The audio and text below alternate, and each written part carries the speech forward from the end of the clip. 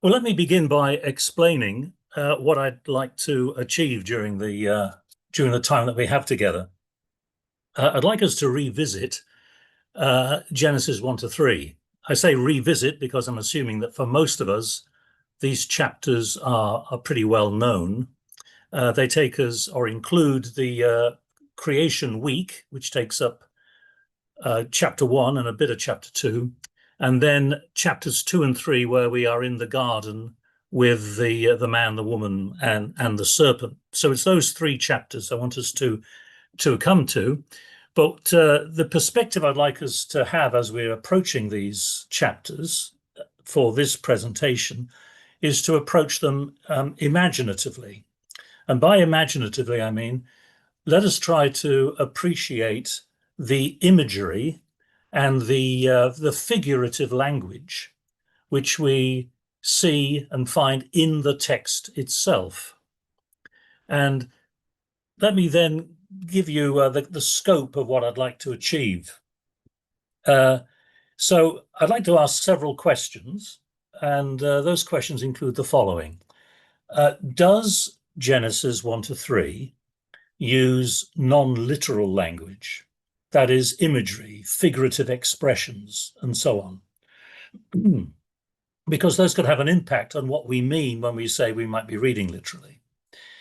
And specifically, I'd like us to look at how does Genesis 1 to 3 convey the concepts of holy time and holy space. We could look at many things, but I need to concentrate on something to keep our minds focused. So I'll be dealing a little bit with holy time. That's the part of the text that I think we are fairly familiar with, the holy time within Genesis 1 to 3. And I want to spend more time looking at holy space and how these chapters convey that concept. More of that, I'll explain why I've chosen those topics in just a moment. And then finally, and this might work out most in the discussion afterwards, but what implications arise for the view that only literal readings of Genesis 1 to 3 are legitimate? So that's the general scope of where I'm heading.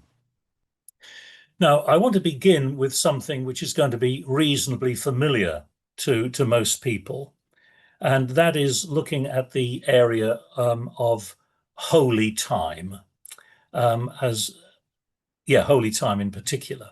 Let's look at the first sentence of the Bible, first sentence of Genesis chapter 1.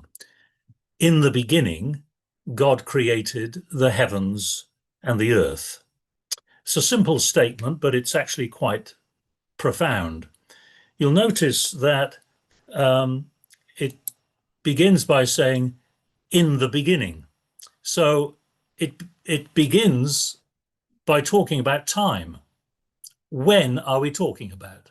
At what point in time are we talking about here? Well, it's in the beginning. So it's concerned with time. And then it says God created the heavens and the earth. The heavens and the earth is the Hebrew way of talking about the totality of space, the heavens above and the earth below. So the opening sentence is concerned with time and space, but in particular, it takes us to the limits of time. It takes us to in the beginning. So it's taking us, however you interpret it or understand how this operates, we are at the beginning. So it's taking us to the limits of time. You can't get back before the beginning. If you could, it wouldn't be the beginning. So we are at the limits of time. And also we're concerned with the heavens and earth. This is the limits of space. So heavens and earth is the Hebrew idiom. It's known as a merism, technically. And this is where you have polar opposites. And you talk about polar opposites, and you intend to include those two extremes and everything in between. So the heavens are the highest point above, the earth is the lowest point below, and everything in between. So it's talking about the limits of space.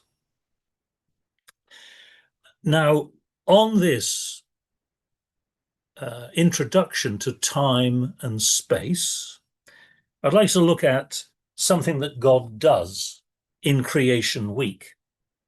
And that is, what does God name in his creation? And God doesn't name everything that he creates. He only names certain elements within it. So in verse 5, God called the light day, and the darkness he called night. In verse 8, God called the firmament heaven.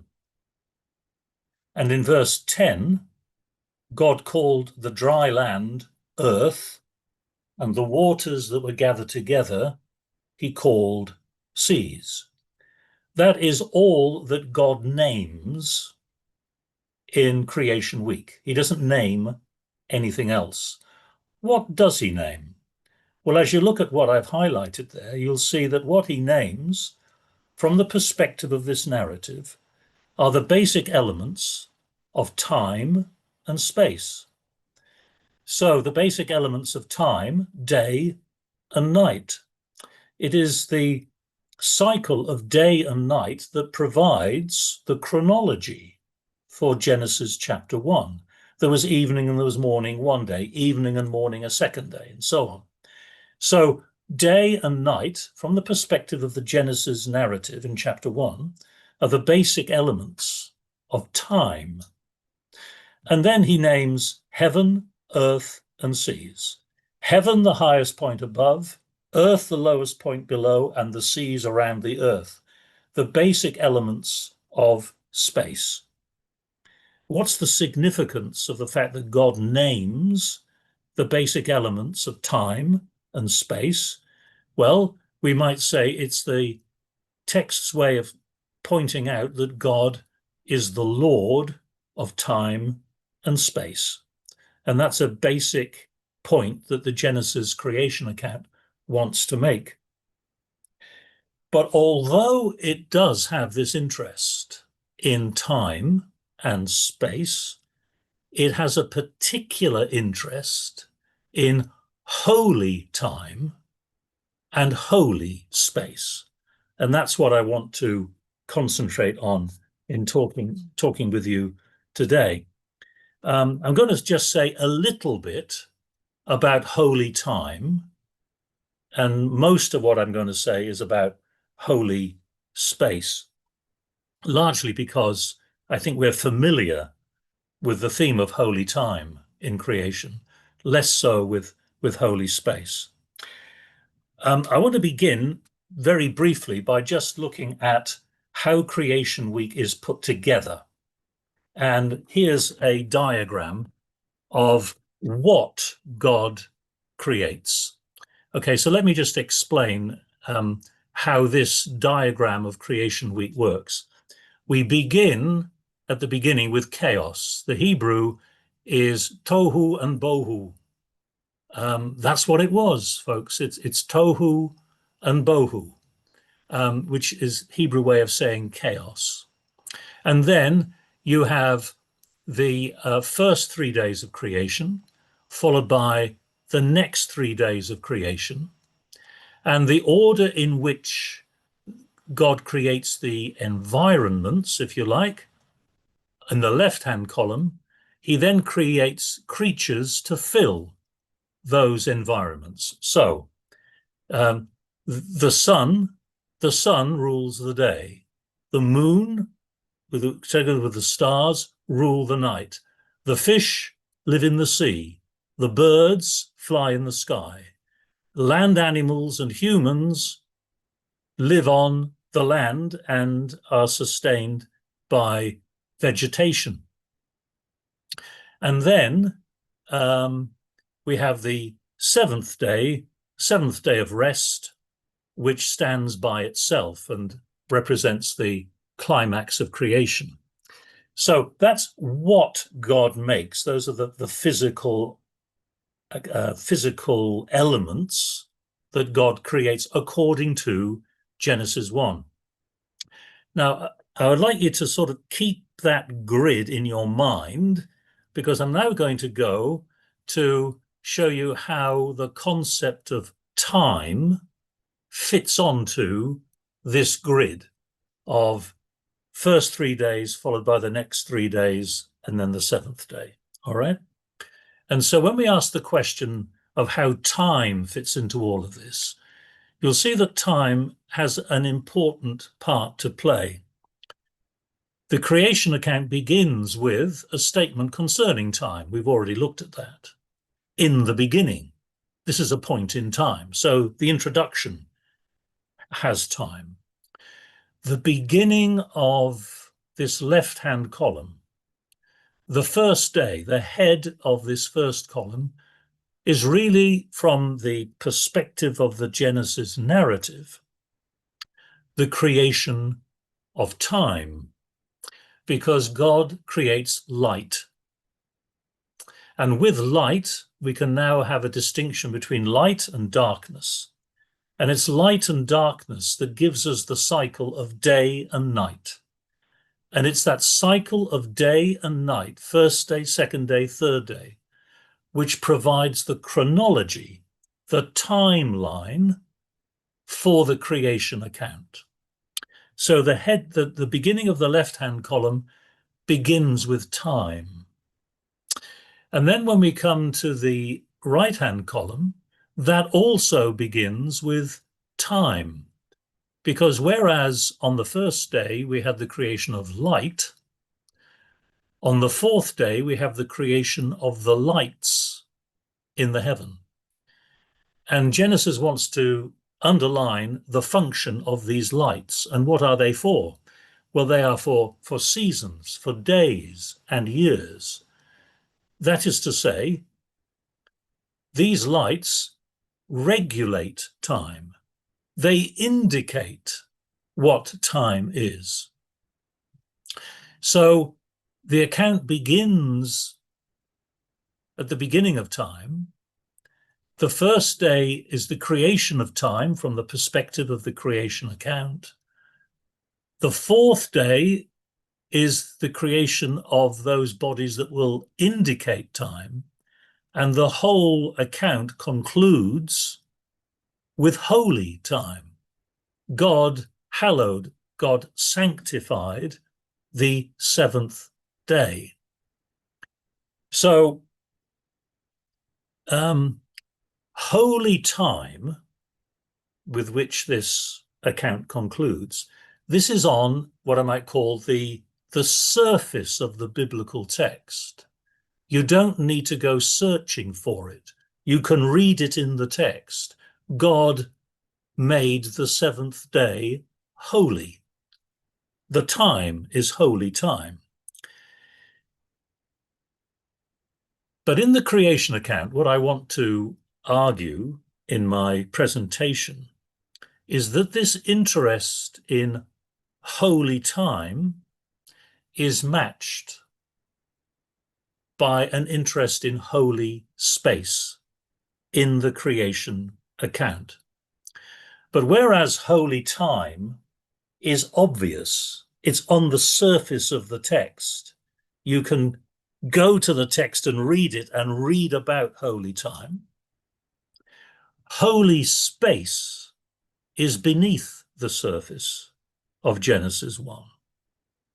And when I say beneath the surface, what I mean is this, that the concept of holy space, which I argue runs throughout the creation account, is conveyed through imagery, and specifically sanctuary imagery. And the chapters of Genesis 1 to 3 contain numerous examples of sanctuary imagery. And what's the connection between holy space and the sanctuary? Well, that's what the sanctuary is. the sanctuary is holy space. If you remember the construction of the sanctuary in the Old Testament, there is a holy place and a most holy place in the sanctuary. So that's what the sanctuary is. It's holy space.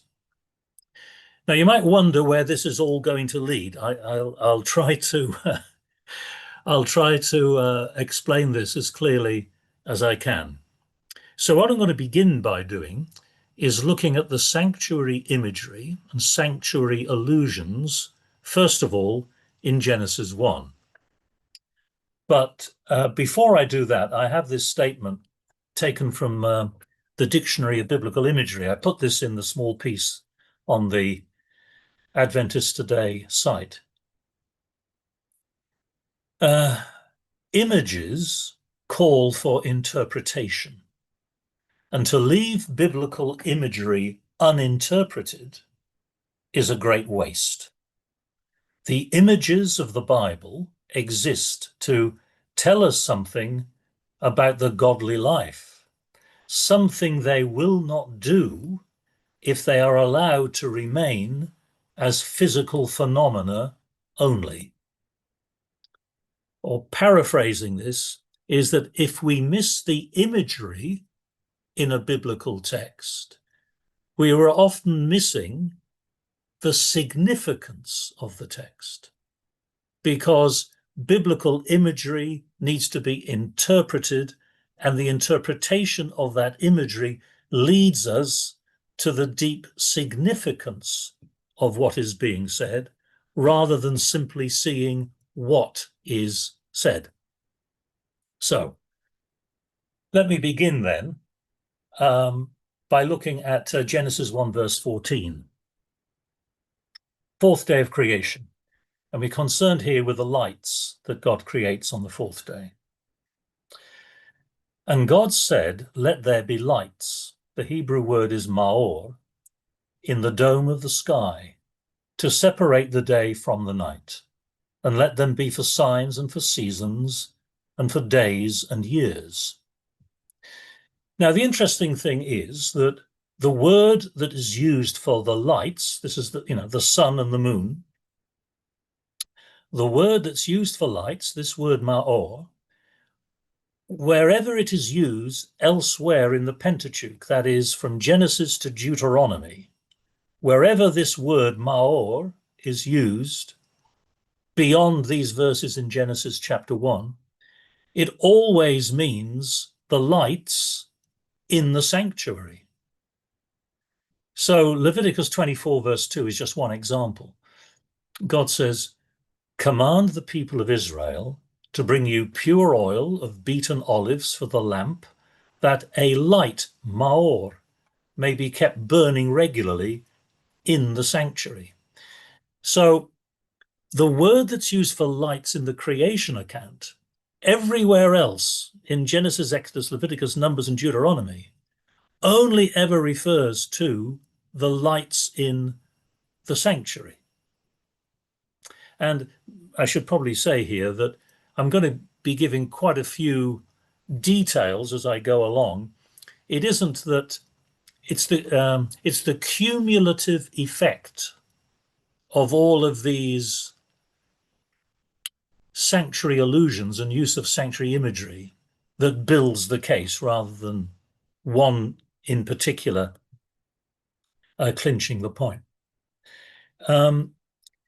So that explains why a scholar such as Walter Vogels would say this. He said, "The sun and the moon are like sacred lamps in the sanctuary of the universe."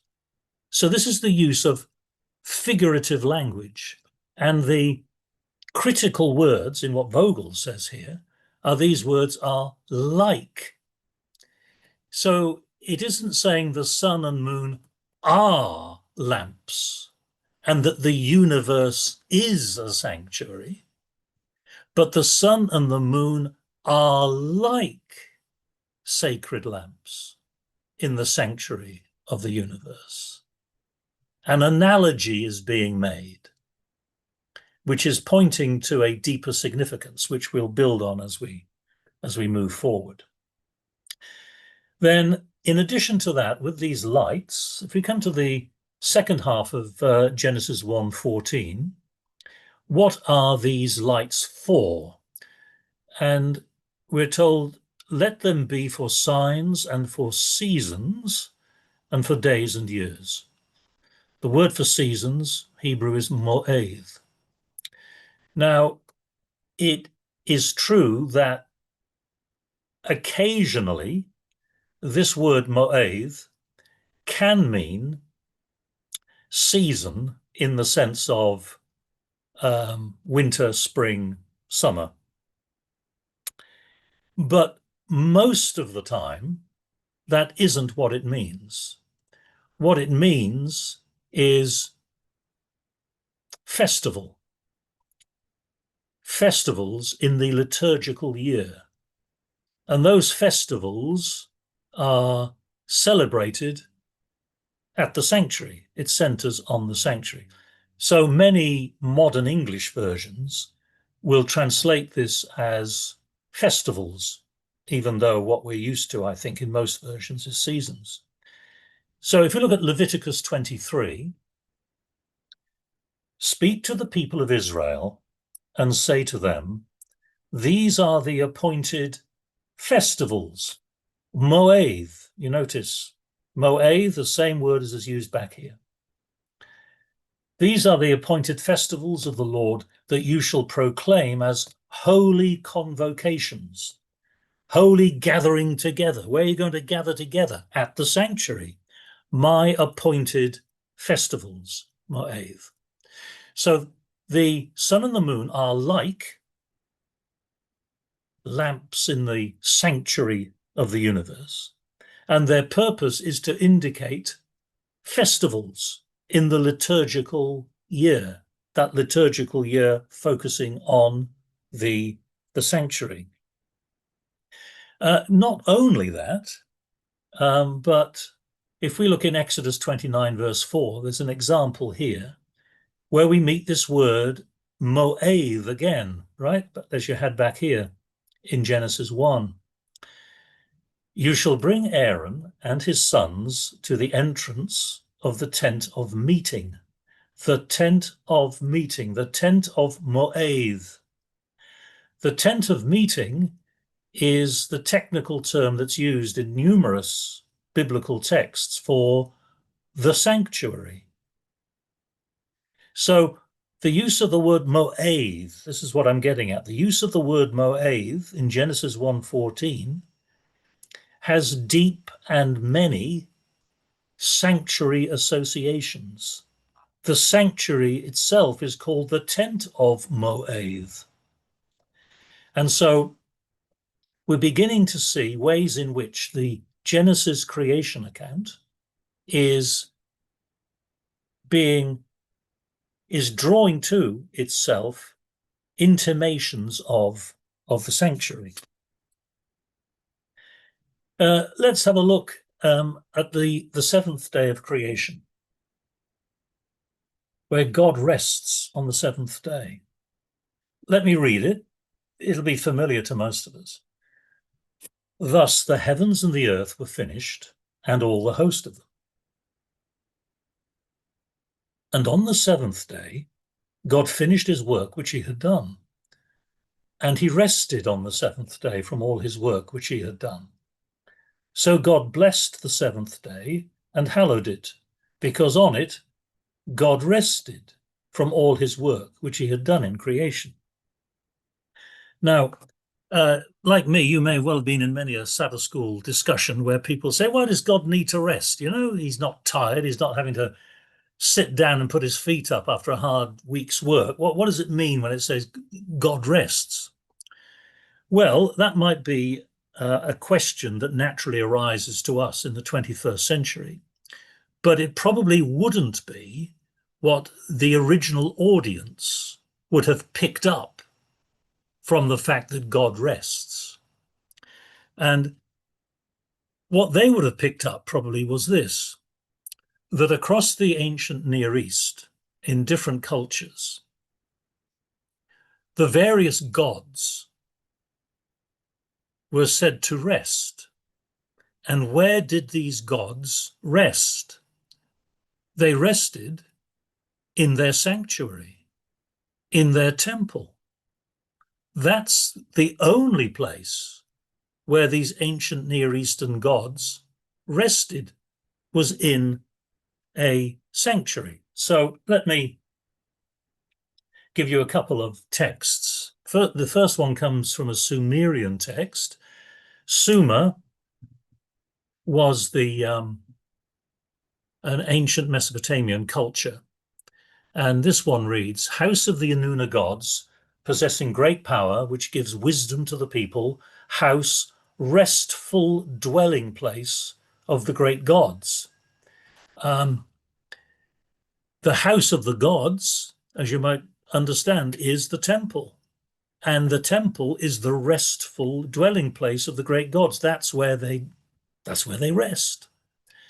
And then in Enuma Elish, a Babylonian text, often called the Babylonian account of creation, this is the head gods, will make a shrine whose name will be a byword. Your chamber, that will be our stopping place. Your chamber is the shrine, the sanctuary, that will be our stopping place. We shall find rest therein. Where will these gods rest? In the shrine, in the sanctuary.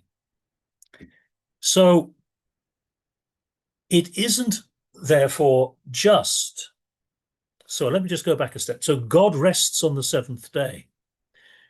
The gods in the ancient Near East rest in their sanctuaries. That's the only place they do rest. And that concept isn't just in the ancient Near East, but it is picked up in the Old Testament as well.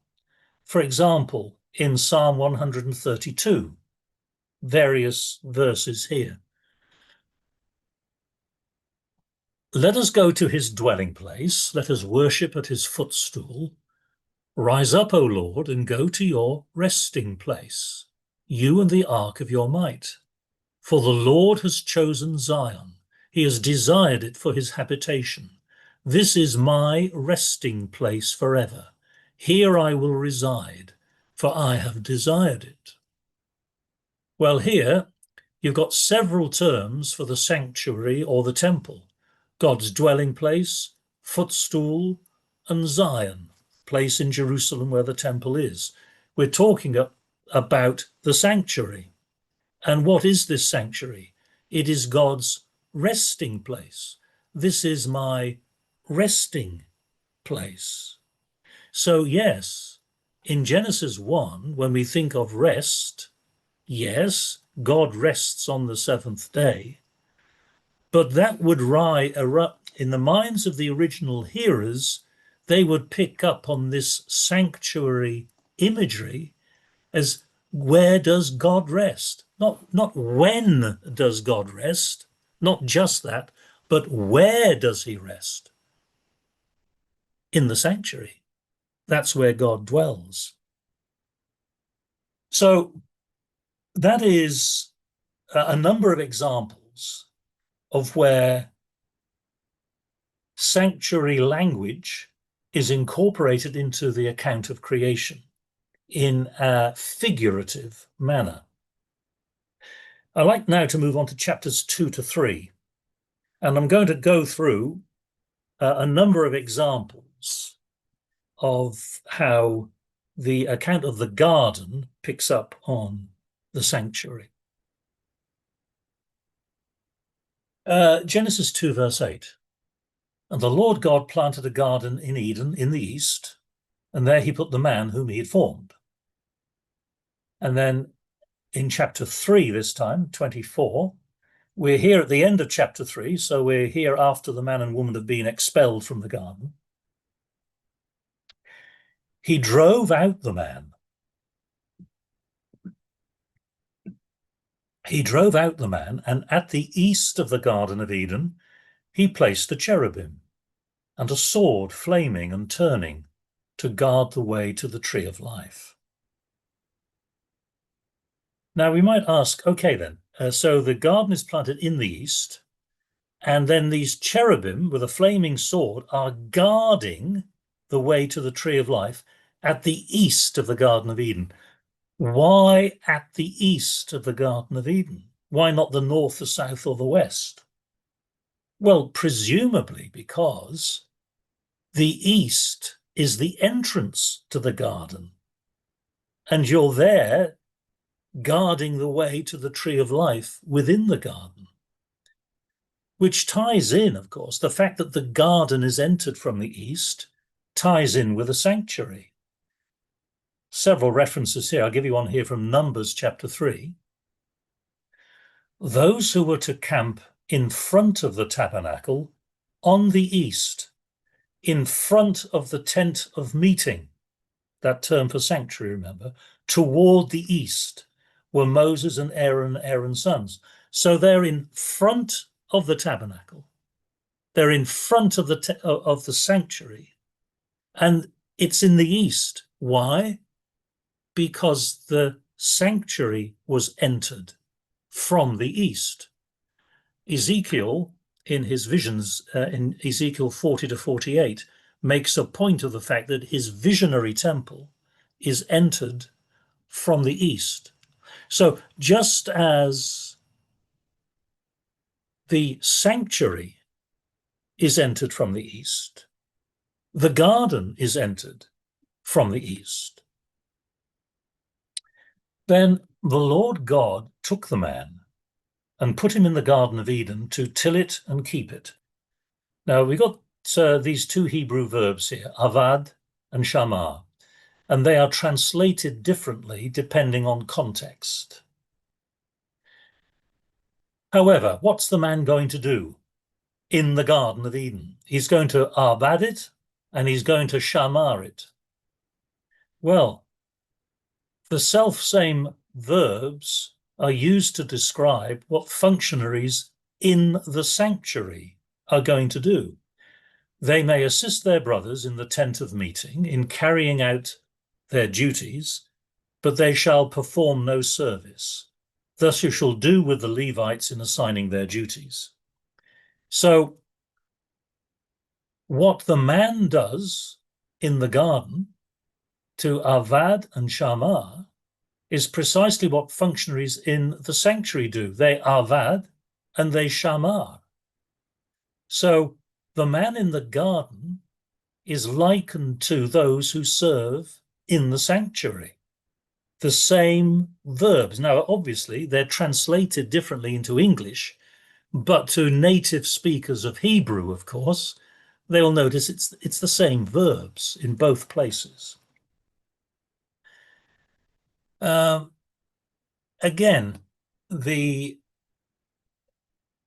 name of the second river is Gihon. It is the one that flows around the whole land of Cush. This is in Genesis chapter 2 concerning Eden. Now, let me just explain something here. The account in Genesis says that 4 rivers flow out of Eden. And of these 4 rivers, there are 2 pairs of rivers. One pair of rivers are well known, the Tigris and the Euphrates. So everybody knows where the Tigris and Euphrates are.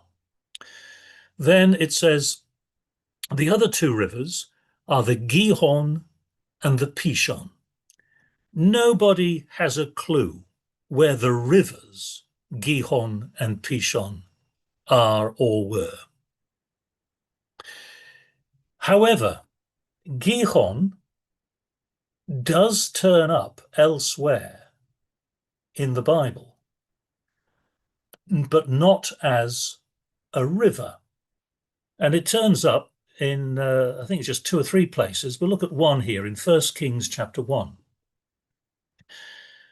So the priest Zadok and the prophet Nathan went down and had Solomon ride on King David's mule and led him to Gihon. There the priest Zadok anointed Solomon. So you've got a Gihon here in 1 Kings. Now, it isn't a river, but what it is a spring of water.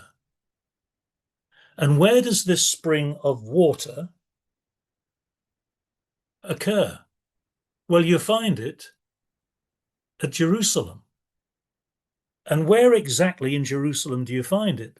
Well, it's a spring which wells up at the base of Mount Zion, the location of the sanctuary, the location of the temple. So the Gihon spring in Jerusalem is about 300 yards from the traditional site of Solomon's temple. The Gihon spring is at the bottom of the slope, and the temple stood on the top ridge.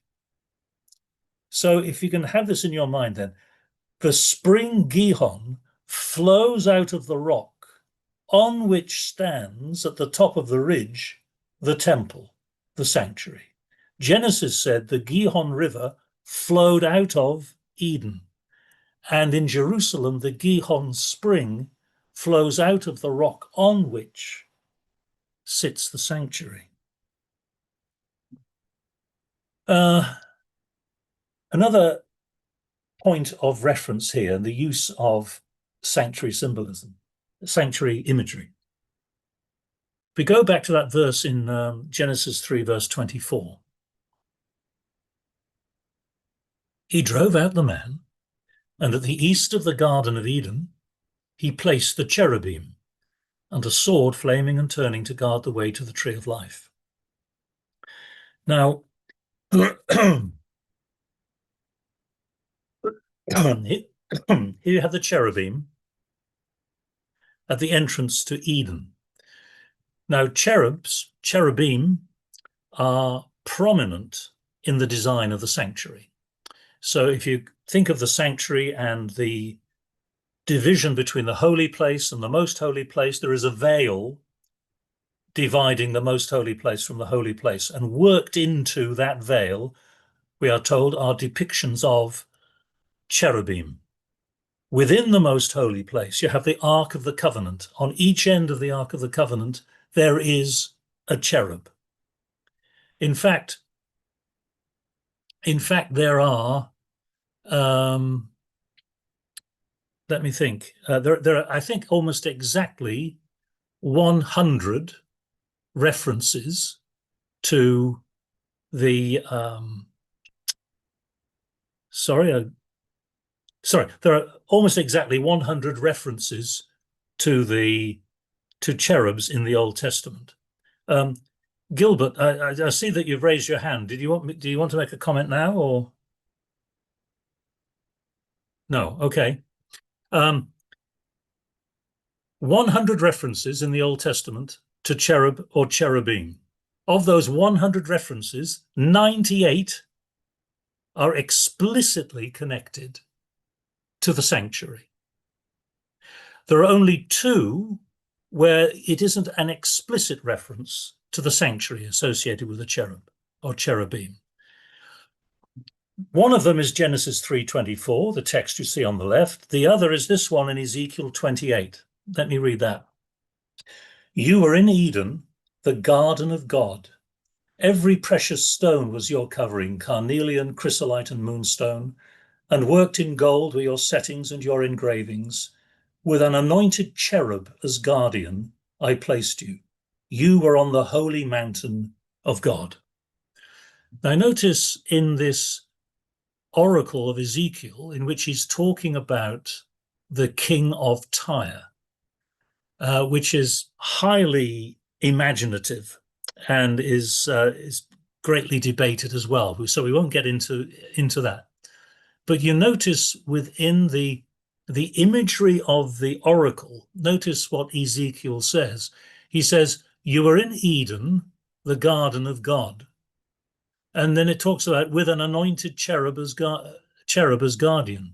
Well, look back at Genesis 3. You've got the Garden of Eden and you've got the cherubim. But you notice something else that Ezekiel does. He says your covering was carnelian, chrysolite, and moonstone. There are more stones that Ezekiel mentions, precious and semi-precious stones. Every one of the stones that Ezekiel mentions were on the breastplate of the high priest. Now, where would you normally find the high priest wearing his breastplate? It would be in the sanctuary. And a little lower, it talks about you were on the holy mountain of God. Most references to the holy mountain of God is a reference to Mount Zion, on which stood the sanctuary. So Ezekiel, although not explicit, incorporates sanctuary imagery along with Eden and cherub, which then leaves of the 100 references to cherub or cherubim, it's only Genesis 3 verse 24 which doesn't come out and say sanctuary. But in light of the other connections between Eden and the sanctuary, I think we're entitled to say that this inclusion of cherubim in the description of the Garden of Eden is yet another use of sanctuary imagery. So what I hope to have shown cumulatively here is that the account of creation in chapter 1 and in chapter 2 and 3 has a great deal of sanctuary imagery beneath the surface, if you know what to look for. I'd now like to turn the tables a little bit, because it isn't simply that the creation account uses sanctuary imagery, but also the sanctuary itself makes reference to creation. I'll give you first of all one detail, and then I'll go from that and quickly look at the broad picture, which I'll do quite quickly.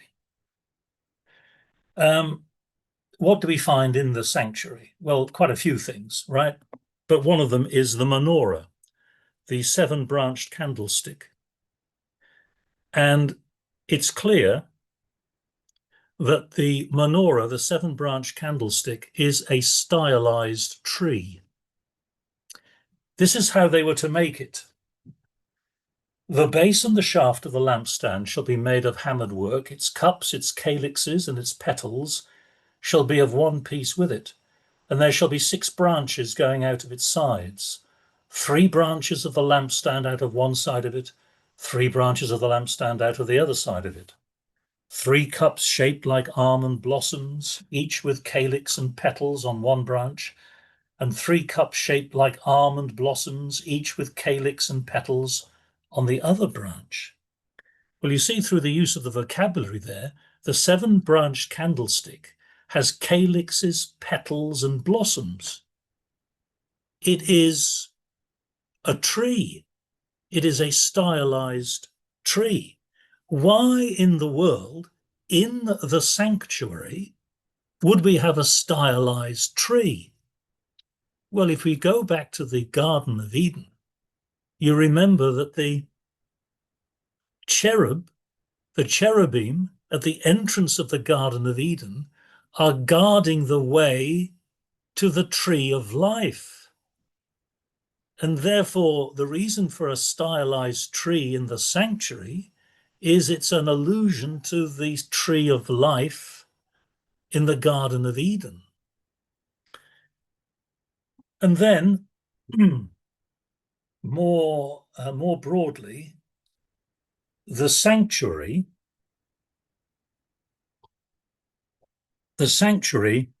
is what's called a cosmogram. A cosmogram. By that is meant that the sanctuary is a model of the heavens and the earth that God created. In various parts of the Bible, when they talk about the whole of creation, they will talk about a three-tiered universe, if you like, a three-tiered conception of what the heavens and the earth amount to.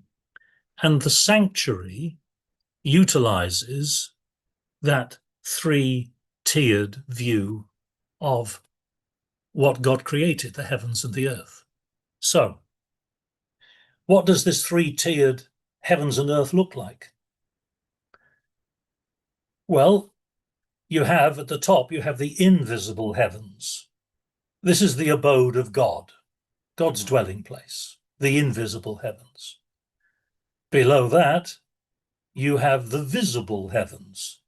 This is the abode of the luminaries, the sun, the moon, and the stars. And then below that, you have the earth and the seas. This is the abode of humans and animals. This is where we live. So that's the three-tiered concept then of the heavens and the earth. How does the sanctuary utilize it? How does it do it? Well, you remember that you've got, this is just a simplified diagram of the sanctuary. So you have an outer court, here, you have an inner sanctum here, divided into two parts, the holy place and the most holy place. So if we present that in diagrammatic form, this is what it looks like. You have the most holy place, which is the abode of God. You come out of the most holy place and you come into the holy place. And in that holy place, among other things, you find the menorah luminaries, the seven-branch candlestick. And you come out of the holy place into the outer courtyard. And it's in that outer courtyard that we have animal sacrifices for human sin. Now, how does that relate to the three-tiered heavens and earth? Well, let's put them side by side. We've just seen on the left here, this is what the three-tiered heavens and earth look like. All right, invisible heavens, visible heavens, and earth and seas. Now, in your imagination, take a bit of imagination, but with the sanctuary, which is horizontal, can you, in your mind's eye, move it through 90 degrees and stand it on its end? Now, I know this takes a bit of a leap of the imagination to have the sanctuary standing upright on one end like a shoebox. But if you do that, then we can see this. What we have at the sanctuary at the top would then be the most holy place, which is the abode of God, the Ark of the Covenant, where the Shekinah glory of Solomon's temple dwelt. So the most holy place, the abode of God, corresponds to the invisible heavens, the abode of God. Then below the most holy place, you have the holy place, which has the menorah luminaries, the menorah lamps. And then that corresponds to the visible heavens, which is the abode of the luminaries. And remember what we said when we looked at Genesis 1, the sun and the moon are like lamps in the sanctuary of the universe. You come down below the holy place, and in the courtyard, you have animal sacrifices for human sin, which corresponds to the earth and seas, which is the abode of humans and animals. That is, the sanctuary is a cosmogram. It is a microcosm of the heavens and earth, of which we read in Genesis 1 that in the beginning God created the heavens and the earth. There is one curious detail. At the building of Solomon's temple, it says this: "Then he made the molten sea. It was round 10 cubits from brim to brim and 5 cubits high. A line of 30 cubits would encircle it completely. Under its brim were panels all around it, each of 10 cubits surrounding the sea. There were 2 rows of panels cast when it was cast." Now, why in the world would you have a metal representation of the sea in the sanctuary? specifically in the outer courtyard of Solomon's temple. What is the purpose of a metal sea in the outer courtyard? Well, if you cast your mind back to the previous slide, remember that the courtyard here corresponds to the earth and seas where humans and animals live. That's why you have a metal sea in the outer courtyard of the sanctuary. Now, let me see. Boy, I need to finish soon, don't I? Right. I know. Take your time. I know the Lord took 7 days to create the heavens and the earth. I don't want to take that long. There's one other, I think, intriguing connection between the creation accounts in Genesis 1 to 3 and the sanctuary. And that is when it comes to the building of the sanctuary. The sanctuary is built following precise commands from God. And I'm going to very rapidly go through those commands of God, and then give you a summary slide where you'll be able to make sense out of what I've just been doing. All right. So it begins in Exodus 25. So God's given directions on how to build the sanctuary. The Lord said to Moses, "Tell the Israelites to take for me an offering and do this and that." Then the Lord spoke to Moses, "When you take a census of the Israelites, do this and that." The Lord spoke to Moses, "You shall make a bronze basin with a bronze stand for washing."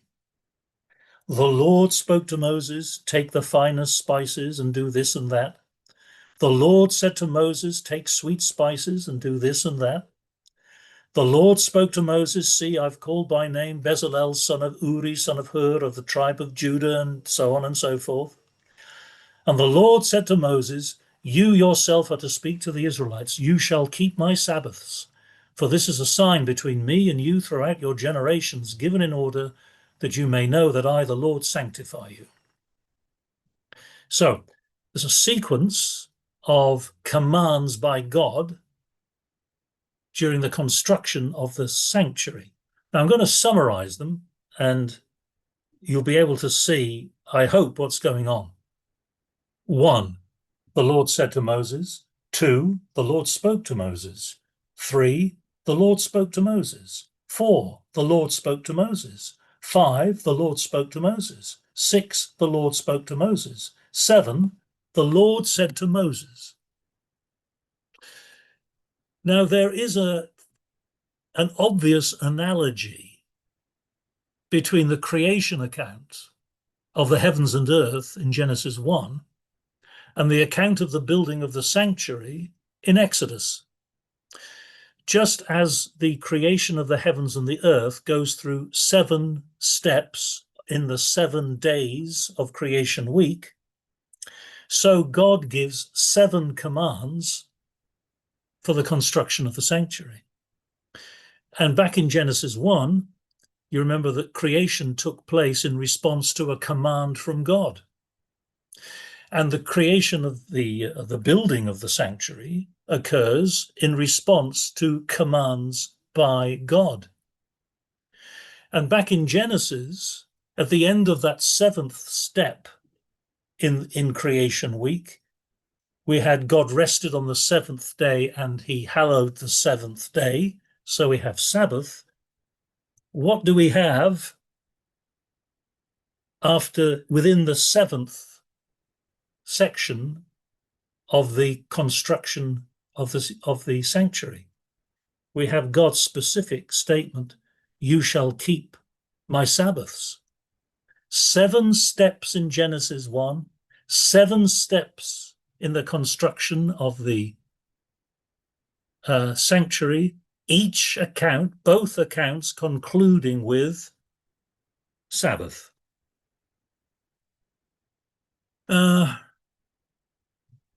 Okay. Now, I'm wrapping up now, you'll be glad to know. What are the implications then for understanding the text? I've presented quite a few points, I recognize that, but I'm coming now to what I tell my students they should always come to. So what? All right. What is the significance of the connections between creation and sanctuary? So I'll just read through a number of bullet points here.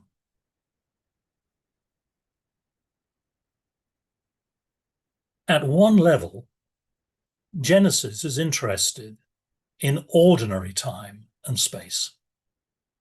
First day, second day, third day. But at a deeper level, it is interested in holy time, Sabbath, and holy space, sanctuary. Sabbath underlines God's presence in time. Sanctuary underlines God's presence in space. Therefore, our entire lives, the time and space we occupy, are lived in the presence of God. So I think that's one. So what? Our entire lives, time and space we occupy, all of that is lived in the presence of God. Looking a bit further at the purpose of the imagery in Genesis 1 to 3. So let me illustrate this. I've chosen something which will be familiar to all of us from Psalm 23. The Lord is my shepherd. The Lord is my shepherd is imagery comparing one reality, God, with another reality, shepherd, to make the former, God, more understandable. So we can understand the unknowable God by considering an analogy with something we know a lot about, which in ancient Israel would be sheep and shepherds. And to state the obvious, the language, the Lord is my shepherd, is not literal. If it were, then I would be a literal sheep. And I'm not. And that means God is not a literal shepherd with heavenly flocks to look after. Likewise, the use of sanctuary imagery in Genesis 1 to 3 does not convey the idea that the heavens and the earth are a literal sanctuary, or that the Garden of Eden is a literal sanctuary. Rather, the heavens and the earth are like a sanctuary. The garden is like a sanctuary. And this figurative language provides imaginative insights into the significance of creation. So what might that significance be?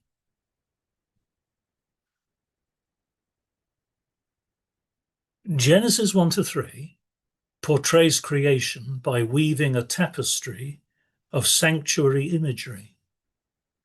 The reader, therefore, is immersed in the atmosphere of worship. Why worship? Because the sanctuary is the location of public worship.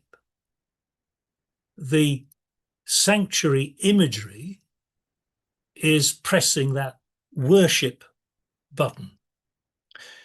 And in the sanctuary, I'm talking now about in the literal sanctuary, in the wilderness in Jerusalem, one of the major themes sung in the Psalms is the sense of awe felt by the insignificant worshipper within the immensity of creation. So we find that in creation psalms, such as Psalms 8, 19, 29, 65, 104, 148, and details and verses in other psalms as well. So perhaps perhaps one purpose. So this is not designed to be a catch-all summary of everything of importance, but perhaps one purpose of the sanctuary imagery of Genesis 1 to 3 is to arouse worshipful awe rather than to provide raw data about material creation. And then, and this is my final slide, for those of you who are flagging, this is the final slide. Some possible questions for Adventists. Just two. Adventists affirm that there are ethical consequences arising from the idea that our bodies are figuratively temples or sanctuaries. So we refer to Paul in Corinthians, do you not know that your bodies are temples of the Holy Spirit?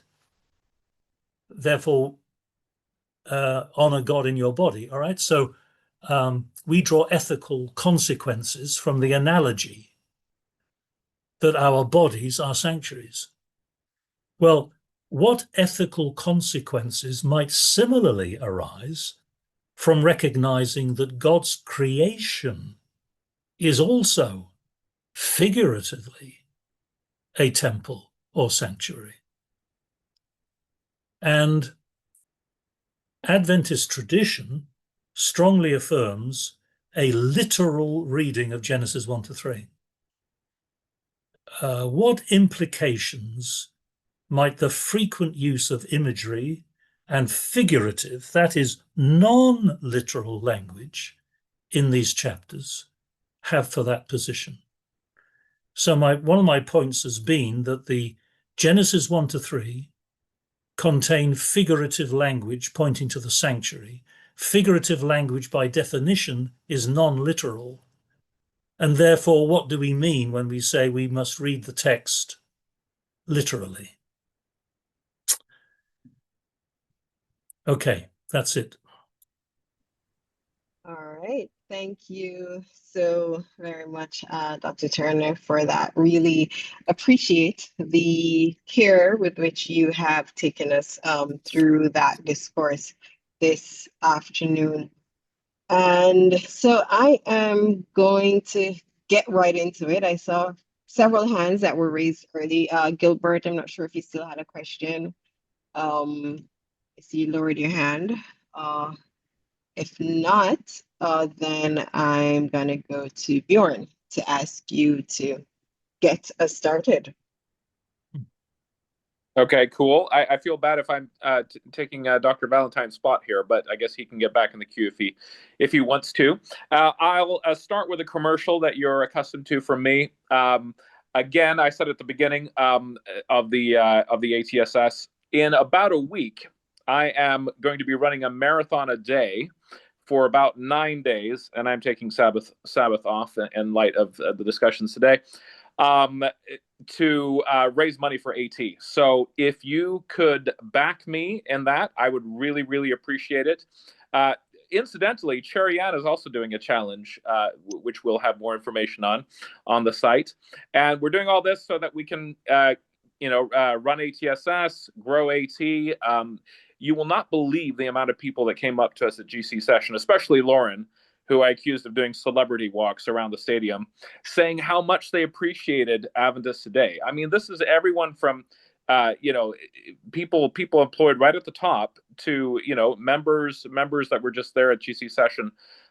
They really appreciate this. And I was told by someone who probably doesn't want his name broadcast, but he said, what you're offering through AT, the church is hungry for right now. The kind of open, accessible discussion. So please do support it. I'm not just doing a lame fundraiser here. This is something that is worthy of your support. I'll post the link.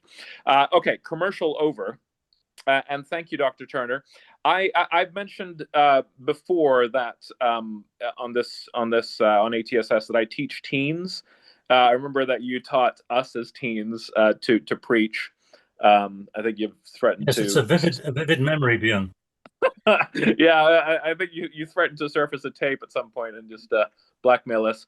But yeah, so listening to you, I mean, it's invigorating. It's lovely to hear about the imagery and how it adds depth to the experience. It adds richness to our reading of the text.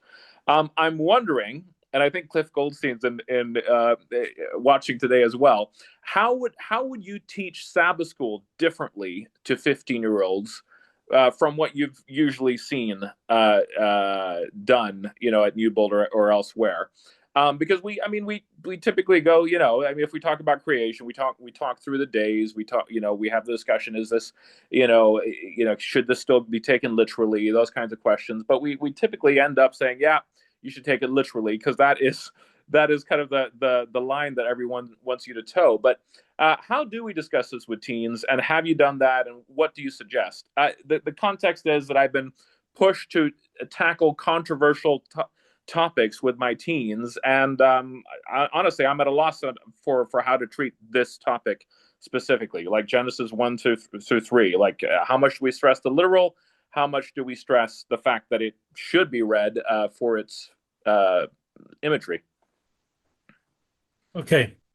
Before I answer your question, Bjorn, could you clarify whether these marathons you're going to run are these literal marathons or figurative marathons? No, very, very, very literal marathons.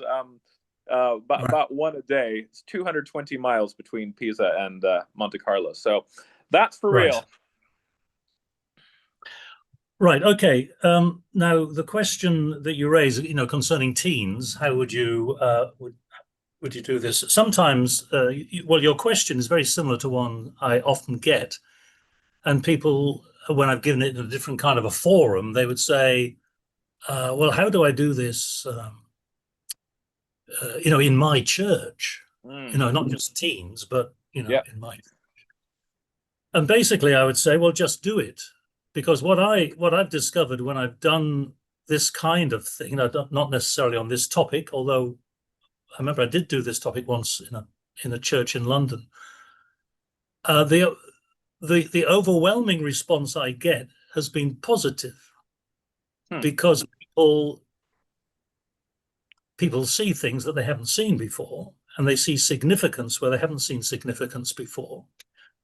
But also, one doesn't have to hammer the point. Therefore, do not read Genesis literally. You can quite legitimately, I think, say Genesis is working at more than one level. And if we are only at the introductory level, and the introductory level is usually what?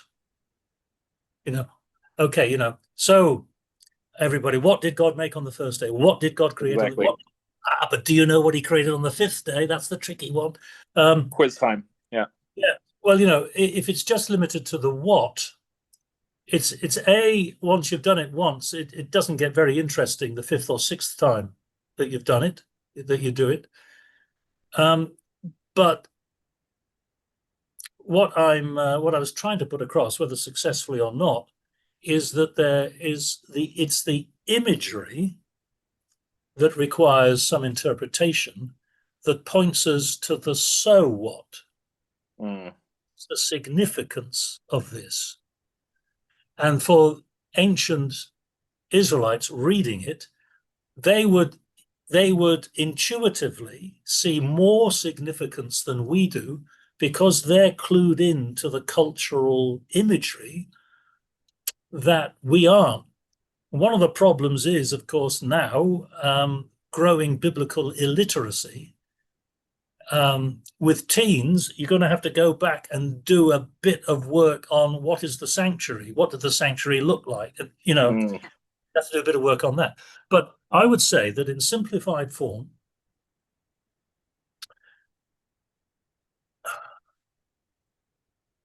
you can do it with any resistant group. That's been my experience. Now, if you wanted me to give you bullet points, I mean, teen youth work, as you can tell, that sort of passed me by a little while ago as a special area. But if you've got a rapport with a group of teens, Mm. I think that simplify something along the lines that I was talking about. I think they would, knowing you, I think they would warm to the idea. I'm not sure if that's giving you a supportive answer, but I don't think it's as difficult as many of us think. What in the world is going to happen if I say something that people haven't heard before? Often it's surprise, and you receive thanks. Well, I'll let you know if I still have my job next year. Yeah, please. But blame it all on me if it all goes pear-shaped. Thanks. All right. Thank you so much for that question, Bjorn. Dr. Turner, there are a few things that I've been mulling over based on some of the comments in the chat and as you were presenting, where when we have these discussions with the more conservative persons within the church, they tend to approach the Bible with such certainty that it becomes challenging to look at the so what. I don't know, how do you approach that? So with teens, I think Bjorn maybe have a lot easier time because I think there is still that amount of curiosity and wanting to understand and to see beyond and to look at the literature and all of that. But when you have persons who have such certainty that this is literal, how do you get them to think beyond and to think also that we don't have to get into whether or not there's a literal 7-day creation, but just think of what else you could learn. How do we kind of invoke that with persons who have such certainty? What I tend to do is to ask a question. Does the Lord still have new light to shine forth from his word? Nobody is going to deny that. And so you can say, well, let me share with you what I think. It doesn't have to be this particular topic, but anything. Let me share with you what has been new light for me and see what you make of it. Wouldn't you agree, that the word of God is sharper than any two-edged sword? We don't want to leave it in that museum case just rusting. So let's use it. So in principle, I found that people have been willing to acknowledge that. If you can link what you're saying to human life rather than simply a proof text point that you're making, then I think it is you're more successful. I might not have done as good a job on that as I should have, but I think one of the things about the imagery in Genesis 1-3 is that, well, as I said in one of the, if creation is a sanctuary, as it's presented, figuratively a sanctuary, what are some of the implications in our everyday lives to that? Have we thought through that? I mean, if we can get that you shouldn't smoke tobacco from First Corinthians and the Apostle Paul, surely we can do something creative with creation being a sanctuary. How should we be relating to God's creation if it's a sanctuary? What would you do in a sanctuary? That sort of thing. Okay, thanks. I definitely like that approach.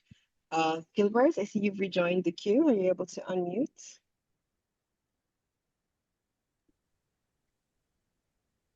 Did you say me?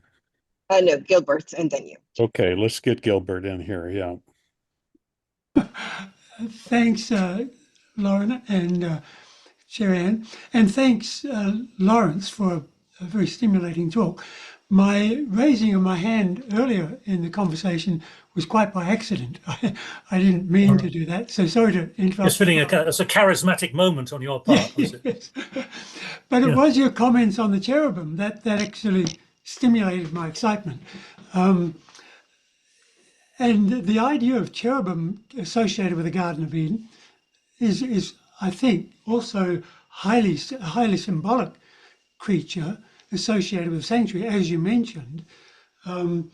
Rather an ugly creature. We tend to imagine them as humanoid creatures, but actually they were winged bulls or worse. Yeah. And the imagery is drawn from ancient Mesopotamia, and were associated with the shrines and the dwelling places of the kings and the gods, so that the symbolic import of those really quite significant, I think. And so that was really just reinforcing your links of, Yeah. creation story and sanctuary. And why not seraphim? Seraphim are like flying serpents, as I recall, from the book of Ezekiel and elsewhere. But these were cherubim, both somewhat significant in terms of sanctuary imagery. So really just affirming what you were saying, and very glad for hearing you this morning. Thanks, Laurence. Yeah, yes, they're right. I mean, cherubim and seraphim are interesting developments because they're sort of Israelite borrowings and developments of what they found in their culture, but they didn't find it actually within Israel. It's really, part of the Babylonian exile where they would have come into contact with that kind of thing. So the biblical writers are not averse to imaginatively utilizing what they find in their culture. Yeah, thanks, Gilbert. Yeah, thanks for that question, Gilbert. Lauren, please go ahead, join the conversation. Yeah, thank you. I just wanted to, I always try to let you know who's coming up next. We have, next week should be a very different sort of Adventist Today Sabbath seminar. We'll be having the fellows from, some of you know this very well-known podcast, Seeking What They Sought. And I'm having these guys come on, and they're going to be talking with us, and we'll be interviewing them. They have interviewed Ted Wilson. They have interviewed just tons of people. And they wanted to come on and talk a little bit about what they've heard, what they've learned, some of the interesting interviews they've had. So they'll be here next week. The names are not on my calendar. I met them and I know them, but I'll let you know this week. And then on the 16th of August, I forgot to say next week, one of our favorite teachers is going to be here. Reinder Brinsma is going to be teaching for us next week. So we always enjoy Reinder Brinsma. He hasn't given me a topic yet. I'll have to nag him a little bit and make sure that we get that quickly by the middle of the week. Wednesday is when we always announced our Adventist Sabbath seminar topic. Then the 16th, I have Steve Ferguson coming. Steve is an Australian writer, and he's an attorney in his everyday life, but he's a very busy theologian and writer. And it's really lucky we have Steve as a very prolific writer for us at Adventist Today, but he just happens to be in Europe right now, so that makes it possible for him to teach for us. Normally, he is in Perth, Australia, which means it's the middle of the night, and that doesn't work very well. And later on, I have Lisa Diller coming from Southern Adventist University, Kevin Burton from Andrews, and Gina Jett has just said she's going to be teaching a class for us on sexual assault, the ethics and justice issues surrounding sexual assault. So I just wanted to let you know who's coming up next.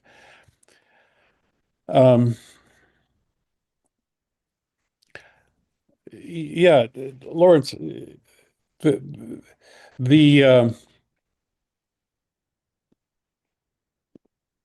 this question of what's literal and what's figurative, or what's metaphorical, or what's teaching a spiritual lesson has such a broad, so it has broad wings that extends over a lot of things. And I know we Adventists have always been tempted to be very hard-edged, very concrete in all of this, except when we're not. Uh, we kind of decide when we're going to be concrete and when we're not. Um, I wrote an article in Adventist Today, I don't know, a year or two ago, where I said, so I just want to know from all of you people who are believers in everything being very literal and very concrete. In 1844, did a real angel fly through the heavens? Had we been outside that night, would we have heard it shouting with a loud voice? And I was roundly scolded for that I had made fun of something that was real. But it's interesting that nobody ever answered my question. I think they weren't quite sure whether a real angel had been flying in the heavens that night, shouting with a loud voice, "Fear God and give glory to Him, for the hour of His judgment has come." They thought I was being sacrilegious somehow, but they weren't quite sure how. Mm. When it comes down to this question, the place that the question that you've raised about Genesis 1 to 3 really has broad wings that extend over all of our prophetic ideas too. And which of them are literal? That sanctuary in heaven comes to mind.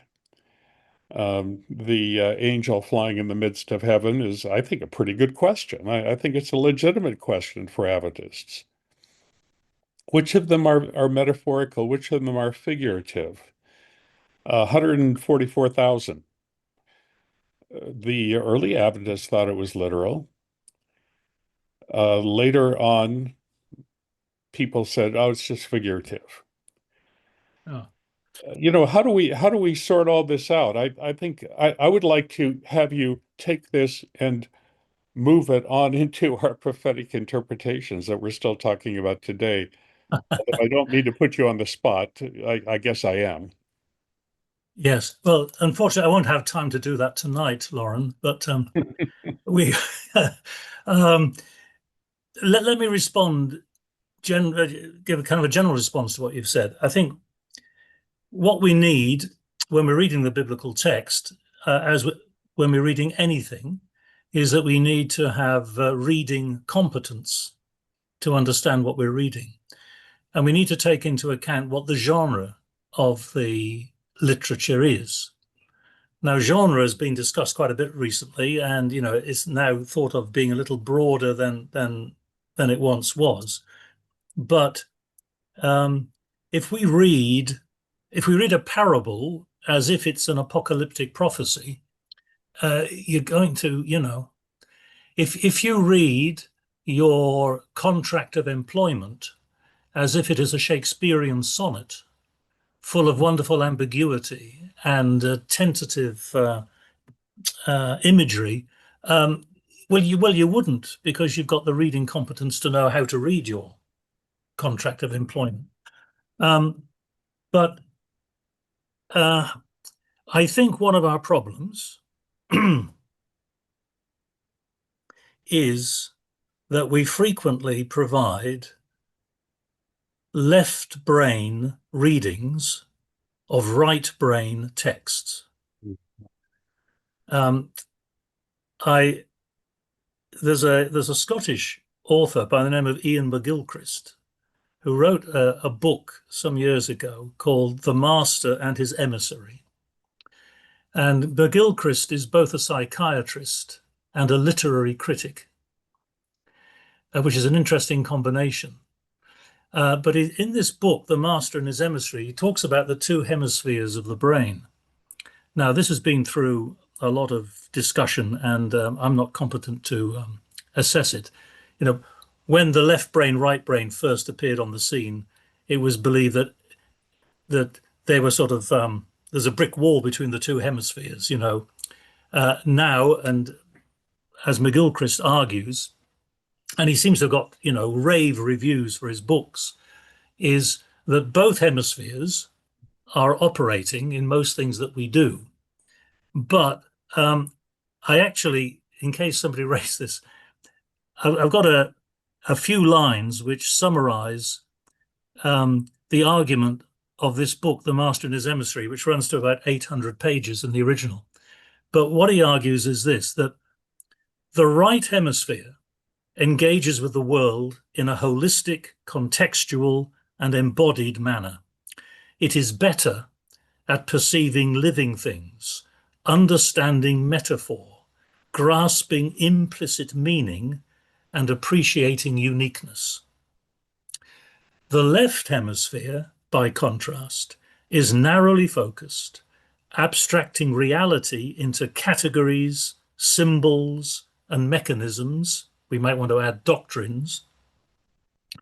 It excels at manipulation, analysis, and language, but the left hemisphere struggles to grasp the bigger picture. And one of his main points is that in modernity, in the last few decades, Western culture has gone very much left brain. And that's the title of his book, The Master and His Emissary. It used to be that the master was the right hemisphere, assisted by the left. But now we have elevated the left hemisphere to sit on the throne of the right. And he's saying that Western culture needs to rebalance that. That's a long way of saying that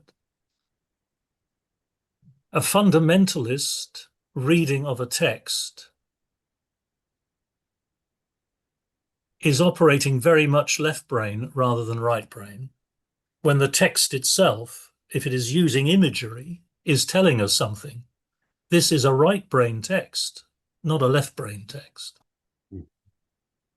Very good. Thank you. Thank you so much, Lauren. Really appreciating that question. Jeremy, you've been quite patient, and so please, it is your turn to join the conversation. Yeah, thank you, and thank you again, Dr. Turner, for uncovering some stuff that I'm sure most of us had not heard before. I'm glad that you answered the so what question, because that was a question that I remember you posing to me many years ago, and I'm still waiting for the answer, Jeremy. Yes. Yeah, it kind of destroyed me inside, and I haven't quite recovered from that. So I wanted to ask you if I could perhaps like two questions quickly, and one is kind of more theological, and one is maybe more pastoral. So the first one is about, I think you mentioned that Sabbath underlines God's presence in time. Now, according to the text, it's only God who rests in the book of Genesis. And we don't really see the term Sabbath as a noun or a verb until I think it's about Exodus 19. So I'm wondering, based on the text, how important was that weekly sigh for the people in between Genesis and Exodus 19? And when it says God rested, I wonder how long he planned to rest for.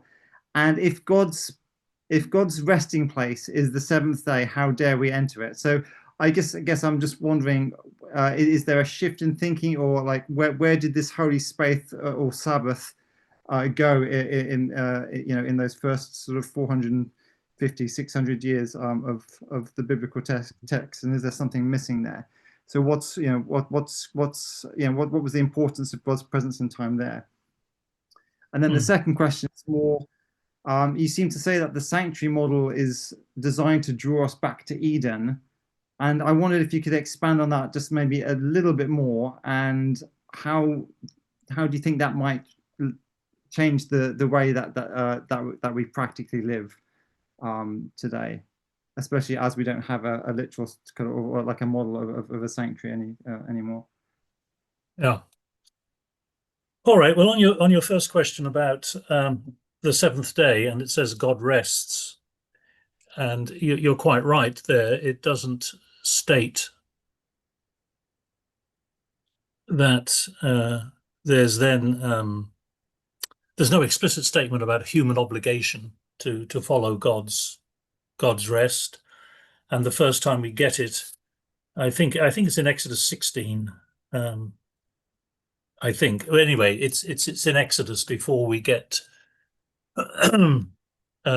to a specific statement about human responsibility to observe the Sabbath. And it is true that some scholars, for example, there's an Old Testament scholar called Gordon Wenham, who died just recently. He did work on the flood. And in the story of the flood, you have quite a number of chronological points about so many days this happened, then so many days that happened. And he addresses the question, what's the point of those chronological statements? They might at first sight not seem to add anything to, what's really of importance in the flood account. And his answer is that it is to demonstrate that Noah kept the Sabbath. Now, Gordon Wenham isn't an Adventist, he was an Anglican, and Noah wasn't a Jew either.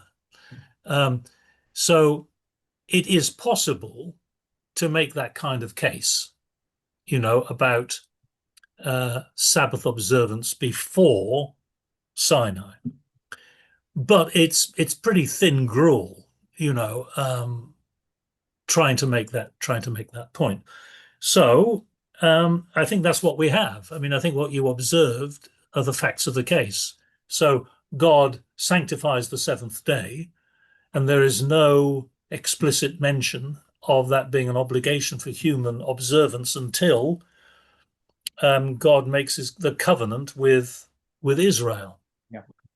And so I think it's best just to say, well, that was it, rather than saying, well, Abraham must have kept the Sabbath. Joseph must have kept the Sabbath.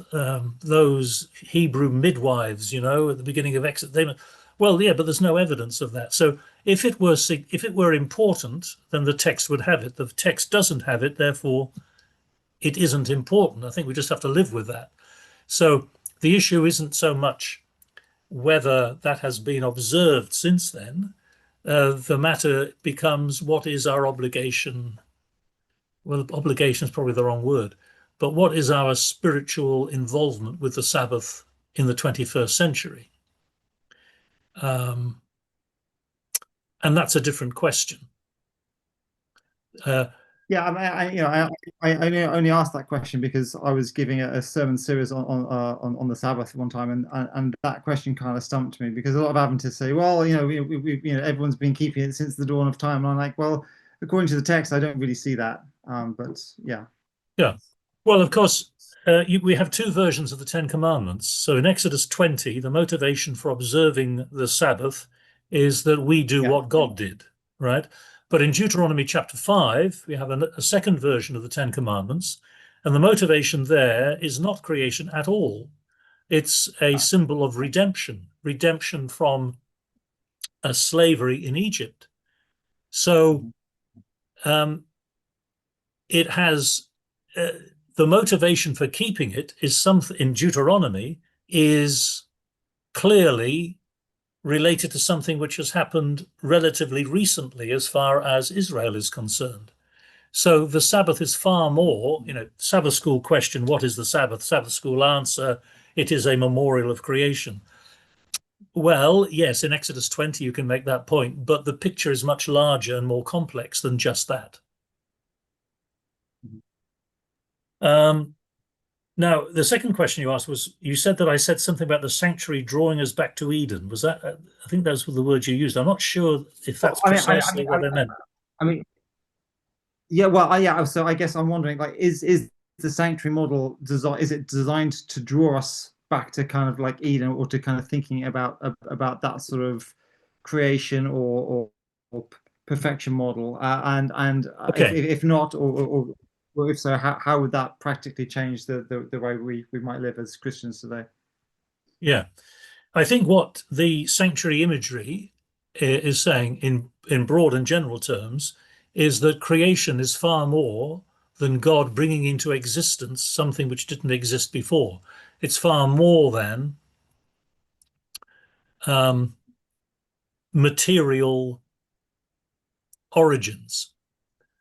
That's why in Genesis chapter 1, in that creation account, the creation account ends, the climax of that creation account is the creation of holy time.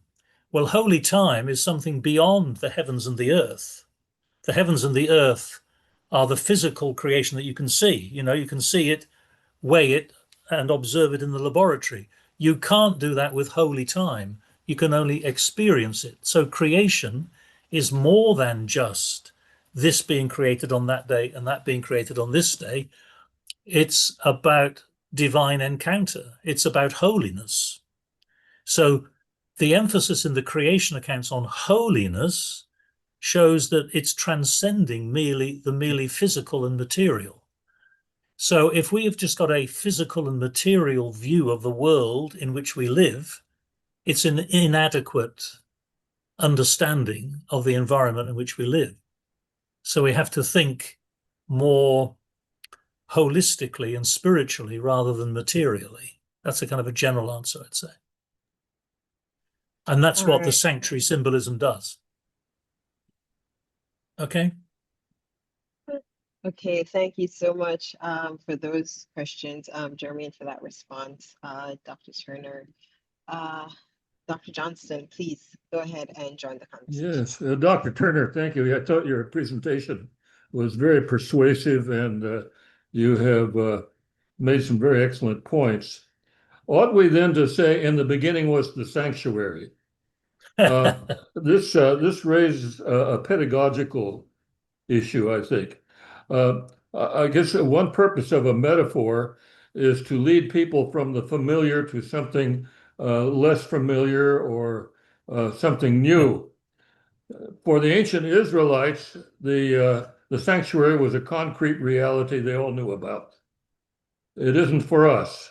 We think we understand something about the universe, but most people don't know anything about the sanctuary. So the literary or epistemological point that was made in Genesis 1:1 doesn't work for modern people, does it? It doesn't work unless you know something about the sanctuary, you know, unless you can get to know something about what the sanctuary meant for the original hearers, then you can appreciate something of the impact of the metaphor that was being used. So we need to work harder. If you're talking about general 21st century person, needs to work harder to see the point that Genesis is making, then it would have been, I'm assuming, it would have been immediately obvious to ancient Israel, and they would have picked up on the sanctuary connections, which we no longer can. And as you say, the use of metaphor is to try to explain something which is unknown or unknowable with something which is understood. How?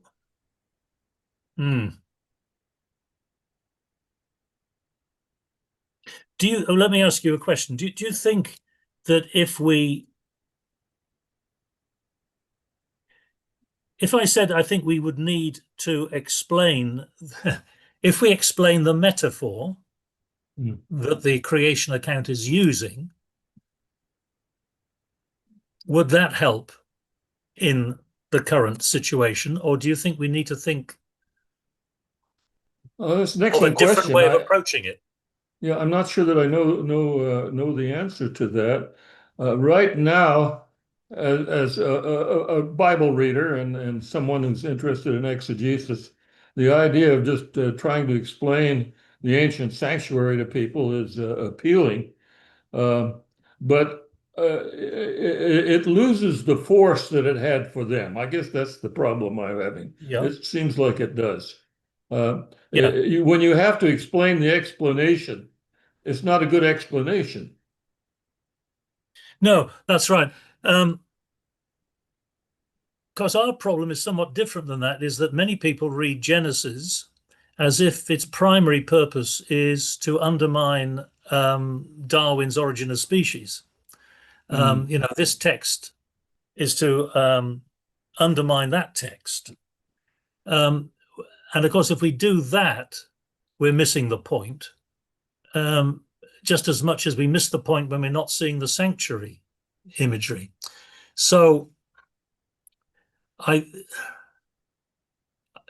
a kind of an exegete at heart. So I feel a compulsion that I would need to explain what the imagery of the text is in broad terms so that people can understand what the text is saying. But then spend time on the so what for the 21st century reader, not leaving it back in the ancient moving from the world of the text to the world of the reader in some way. But it requires being well, no pun intended, but it depends on being creative and understanding contemporary culture so that we can make that transition. I'm comfortable with that. Yeah. I'm comfortable with that. Have you used your approach with people that didn't know much about the Bible and didn't know anything about the sanctuary, or have you mostly used it with Adventists? Well, I've put it in some. Adventists, for Adventists, the sanctuary is a familiar thing. It's right, part of yeah. our pedagogy, but I think for non-Adventists, not so much. No. On that point you made, though, it's interesting that the sanctuary historically has been very important for Adventists, and yet we've had hardly anything within Adventist scholarship that's looked at the sanctuary symbol imagery in the creation account, which is odd. Which is maybe an indication of how we read texts. We're not so good on imagery. No, sorry. What was the? Have I used it with other people? I've put it in some things that I've published. The problem with that is you don't know who reads it and you don't hear what their response is. But in oral presentations that I've given, it's been mostly with an Adventist. I mean, I haven't presented this in a lot of places at all, but it's been those I have shared it with have been Adventists. Yes. I wish I had at the tip of my tongue the name of the author, but you're probably familiar with the book "The World of Genesis 1" by a professor at Wheaton College. Yeah, Walton, John Walton. That's it. It seems to me he has anticipated a lot of what you have said. And of course, he's writing for evangelicals, I suppose. Yeah. Yeah, actually, in the last 10 years or so, there's been quite a bit of work done on this kind of thing. Some of it less persuasive than others, but I think the general case, well, I would say this, wouldn't I? But I think the general case has been made. I think that there's no denying the connections. The danger is in trying to find too many connections, and then you undermine, if you've got 5 good arguments, use the 5 good arguments, not another 15 that are spurious. Thank you very much. Okay.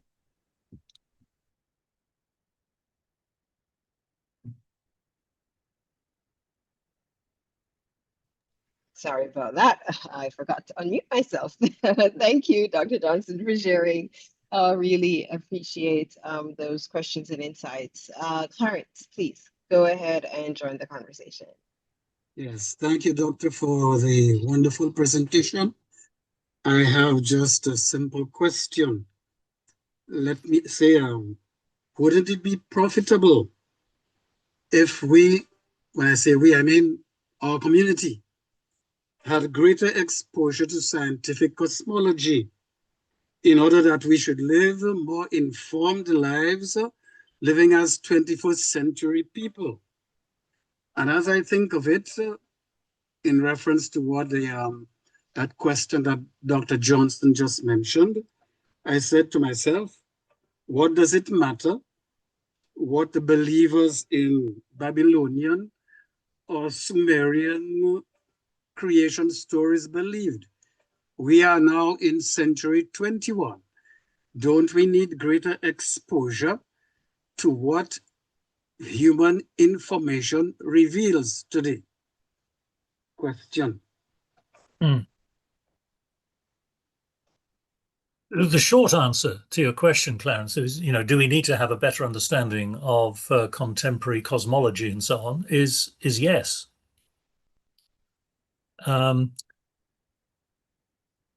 But we also need to have a better understanding about how ancient texts work as well. And what has often happens is that we have like a 19th century hermeneutic for a 6th century BC text, if you follow. And so I think, yes, we need to understand more about the world in which we live, rather than just a world we create from the biblical text, and we're satisfied with that. So we have to, one of the main things when I teach preaching, for example, is I talk about the importance of moving from the world of the text to the world of the congregation. And we need to do that in our biblical interpretation as well. The world of the audience is a world which has grown up with scientific insight, with a, if I can put it, a left brain dominant culture. And we have to understand how we translate a right brain dominant text to a left brain dominant culture. And often we're talking at cross purposes because of that.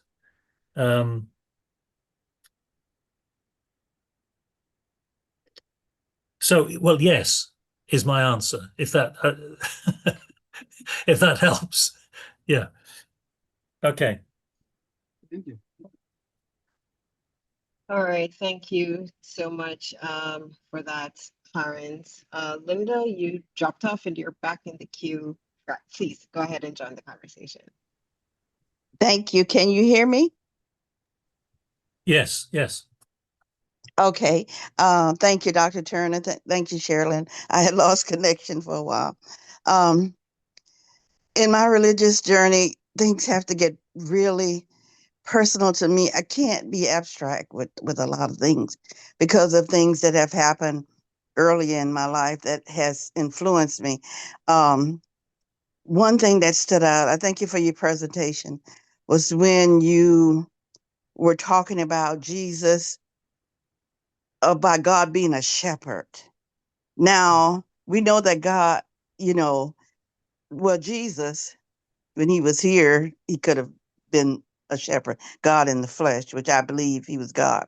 But God, the Lord is my shepherd. That helps me. My life is wonderful today. I have no problems. I have a family that loves me. But every now and then the enemy wants to mess with my mind about things that happened in the very distant past.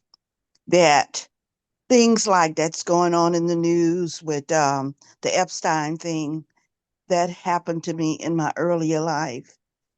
And it helps me so much that I have it on my Facebook page as my cover.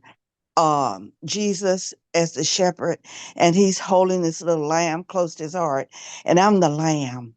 And that means so much to me, especially when I think of it in context with David, how he fought the bear, I think, and the lion to rescue. And when the enemy, and usually he comes when, like today I was especially tired. I might have stayed up a little late, I don't know, last night. And he attacks me in that area. And I have to remember the Lord is my shepherd. Those things are not true anymore. And when I can make it not abstract, I know that God is not a literal shepherd. It's figuratively, and yet in David and others in the Bible, and especially in Jesus. Well, Jesus, I heard he was a carpenter, but it helps me to understand how close God has me to his heart.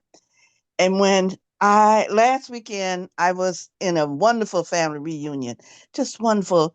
Today, I'm home alone. And that's when the enemy wants to attack. And that's when I have to say, the Lord is my shepherd. And I don't care whether it's figuratively or literally. I have to understand that he will fight the bear and the lion, which the devil goes about as a roaring lion. He wants me to think that I don't belong. He wants me to, and I'm not talking about to this group. I'm talking about to the very existential, that it happened so long ago that it should have no relevance in the life that I have now, because my life is so wonderful. My family is so wonderful. But the devil doesn't care. And you saying that today, I grasp the hell onto it. I don't care if God is not a literal shepherd. I will grasp that I will grasp that. And for that, I'm thankful to you, and I'm thankful for your presentation. Thank you. Okay, Linda, yes. Well, you make the point about the power of metaphor, and that's quite true. And that's why the Bible is full of imagery. So the Lord is my shepherd. We can relate to that because we know what a shepherd is and what a sheep is and what a lamb is. So many of us will be able to relate to that. The Bible paints numerous pictures of what God is like. The biblical book that paints more pictures of what God is like than any other is the book of Hosea. At least 24 different images of what God is like. God is like, for example, in Hosea, God is like a husband. God is like a father. God is like a mother. God is like a king. God is, for example, mold growing up a wall, in order to illustrate one point. And yet at the end of the book, Hosea says, quoting God, I am God and not human. In other words, all of these images of God are metaphors that we can relate to. So the ones that I just mentioned, some people will not be able to relate to God as a husband. Others won't be able to relate to God as a father. Perhaps those same people will be able to relate to God as a mother. And so that's why the huge number of metaphors are there to suit the practical needs of individuals who can relate to God when we consider him in this manner rather than that in that manner. The problem comes when we take these metaphors as essential definitions of what God is, rather than pictures of what God is like. So sometimes he's like this, and he can be like that. Pick the metaphor which meets your need. Okay, thank you, Linda. Yes, thank you so much, Linda. Really appreciate you sharing that. Ed, please go ahead and join the conversation. Thank you, Dr. Turner, for your presentation. I thought it was very clever analysis and construct, bringing these two seemingly disparate things together. I hesitate to get in the middle of the discussion between you and Bob Johnson. That's two biblical scholars versus a consultant. I had two reactions to your presentation predominantly. I drifted off in the direction of wondering how much of this was this joinery, so to speak, between creation and the sanctuary. How much of that was actually constructed by Bible writers and editors? The tradition is that Moses wrote the Torah. I think probably more scholarly views would say actually it was written, I don't know, sometime between 800 and 400 BCE, which would have given opportunity for those writing and especially editing, perhaps, these manuscripts that eventually formed the Old Testament to merge symbolism, to make a coherent story. And that goes on in my mind versus the possibility that just God inspired the different writers to write it this way and that it all worked out. So to what extent can we look to the Bible writers and editors to have brought together these two things? My second thing is, to use your words, so what? I think that's kind of what maybe Dr. Johnson was getting toward is, well, so what? What does this have to do with 20th century humanity? What does it mean when we talk to people, we would like to have things see it our way? Or when somebody wants to know what a Christian really stands for, is this significant in who Christians are in this world and how they relate to this people and this world? And I don't mean that as an insult. You are, as you said, an exegete, and that's what exegetes do. But those are the two reactions that I had as I listened. Yeah. Okay. Well, the first point you make about the connection of the creation accounts and the sanctuary that I was dealing with. One answer to that is that we don't know precisely how most of these books were written. And we probably have to get rid of the notion of a 21st century notion of an author. So we think of a 21st century author, whatever they write, they gather the material together, they sit down, they decide what their main points are. If they're like me, they write out everything, and the last thing they write is the introduction. So that way, at least you're introducing what you've written. I find it very difficult to write the introduction before I've written everything else. But the point is that as an author, you or I or anybody who's an author is in control of the entire process.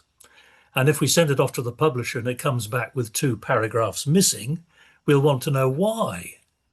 I spent 3 hours polishing those 2 paragraphs, and you, the publisher, have removed them, so that the sense of the author is in control. And that's because we live in a writing dominant culture. But most of the biblical books did not arise in a writing dominant culture, particularly those in the Old Testament. They wrote in an oral, a hearing dominant culture. So many of these books would have arisen first in an oral sense. They would have been told, people would have heard, and that to us seems pretty scary because, you know, how much do you remember about what you hear? But if you're living in a hearing dominant culture, you've learned not to forget everything because you can't write down notes, you know. So books would probably have grown somewhat organically by how much we don't know because we weren't there. And the fact that if it's oral, well, it leaves no evidence other than the book we now have, and we can maybe try to trace what that oral tradition behind it was.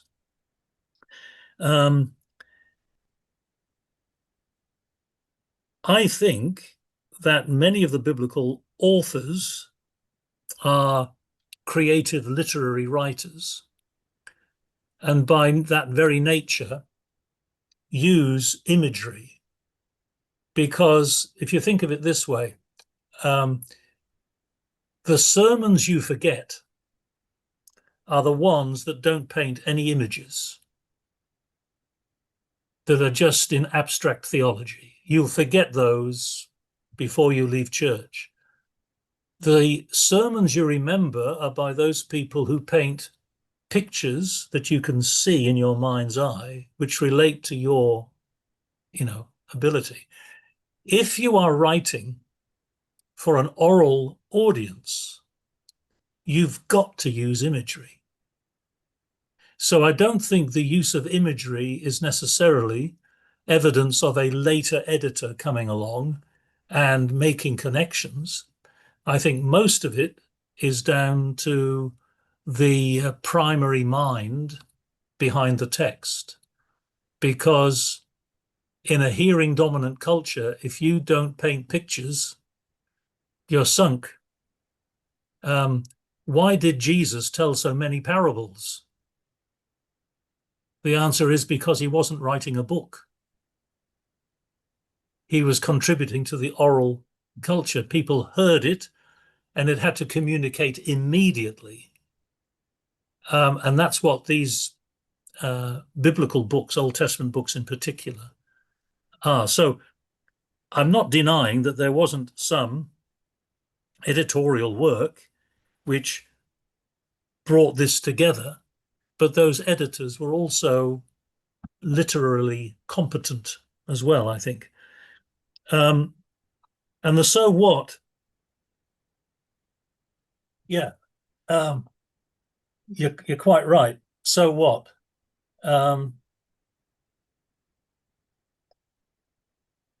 That could be said of interpreting a biblical text, but it can also be said of a completely left brain analysis of something.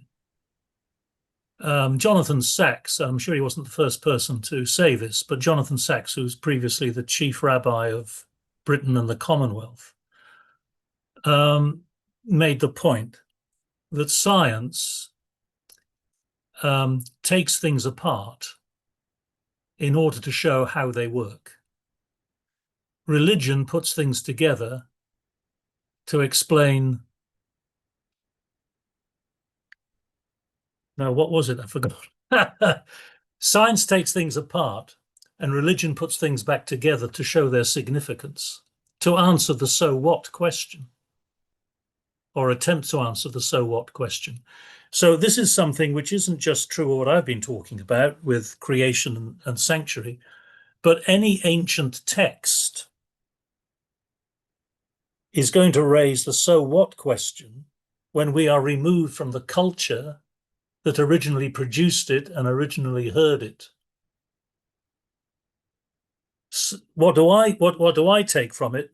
The base point, I think, is what I mentioned earlier on, is that if creation is being likened to a sanctuary, and if sanctuary is the presence of God and a place where God is worshipped, it is making the point that we are, contrary to just, atheistic science, there is meaning to life and there is music in the universe. it isn't just atoms and molecules. Thank you so very much for that, Ed and Dr. Turner. George, please go ahead and join the conversation. Yes, thank you for this presentation. It was very interesting to see new nuances of this sanctuary issue as related to the salvation and all that, the process in the Old Testament. However, in the 21st century, life is so different and requires different approaches in terms of preparing for Christ's return. The evangelicals, as far as I know, many of them, many denominations, they are focusing a lot on Christ and on Christ as our Savior, the process of salvation, the gospel, trying to define better, more clearly what the gospel is actually. On the other side, Adventism has been very, very much involved in defining an Adventist gospel, which is a little bit, at odds with the biblical gospel.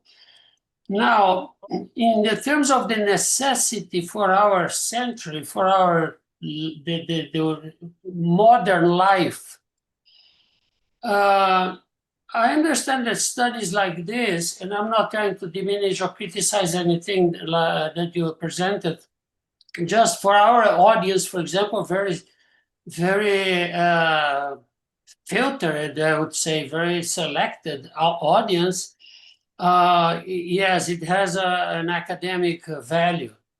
However, I'm thinking about the big congregations out there around the world who need a clear presentation of the gospel. I'm wondering how studies like this that you presented, or the ideas, the results, the concepts that you presented, do they have any relevance? Do they affect in some way the concept of gospel that will facilitate the presentation of the gospel to the big audiences out there?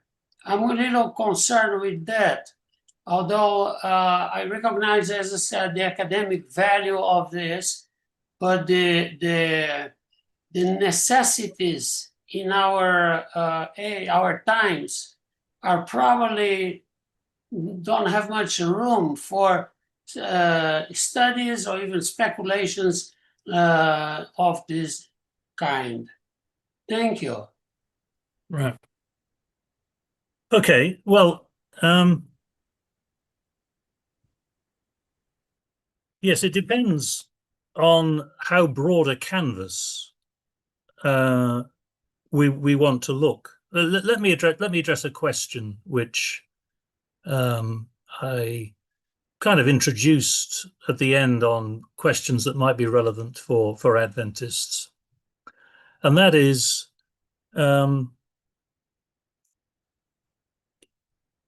what are the ethical implications of seeing creation as a sanctuary? Now, I think that is a question which does have relevance for the 21st century. We're living in what many people see to be living in an ecological crisis, global warming, the effects of human activity on the heavens and the earth.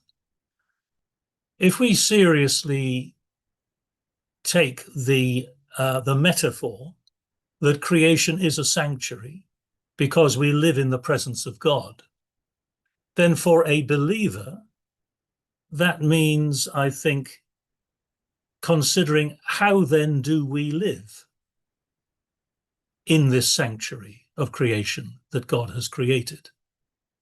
Now, you might not call that is the gospel that we need to preach, but it is, I would suggest, a necessary question for any believer to ask, what is an appropriate way to live and to honor God as creator in this world. And that has very practical consequences for how I live my life in the 21st century.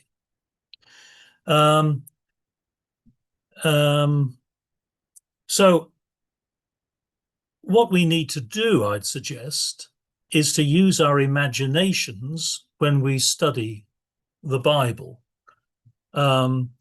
so that we can address questions which we move from the world of the text to the world of those who are reading the text, that is ourselves. So what? And no single person can answer the so what question on every single passage of the Bible. If we eliminate biblical texts on the basis of the so what question, all we'd be left with are those texts which confirm our own prejudices. So we need to read texts which challenge us and challenge us to think about the so what question.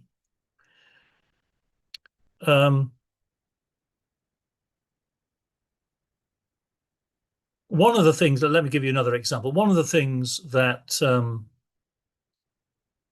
we don't do as Adventists is formally make comments about political events in the world.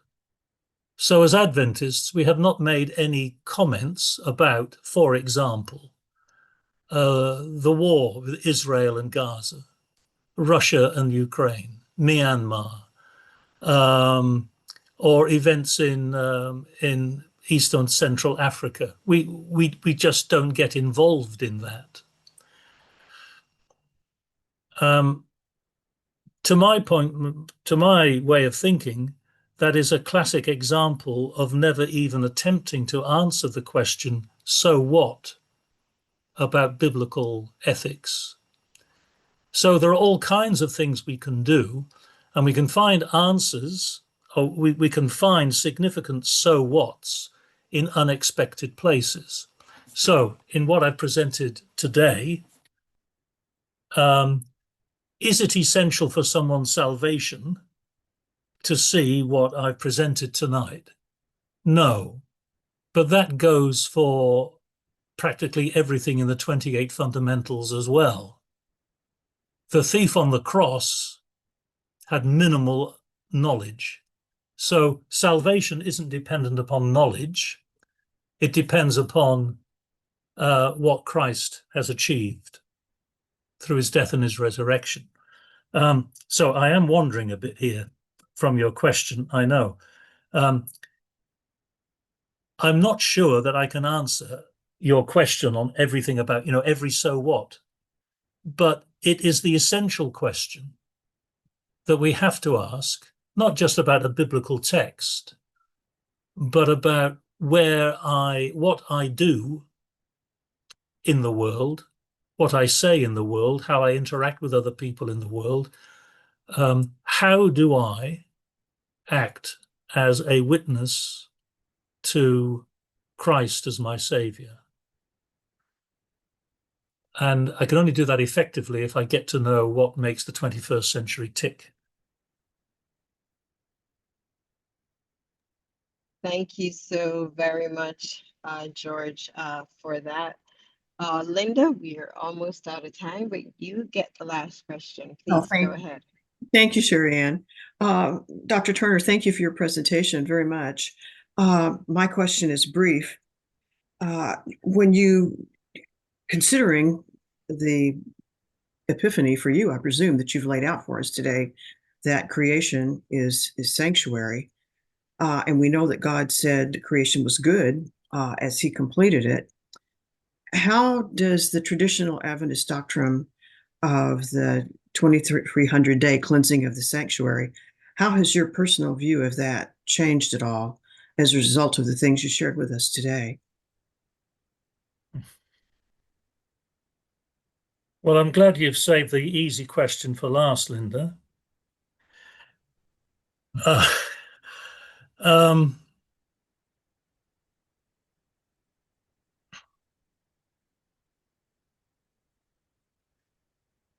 I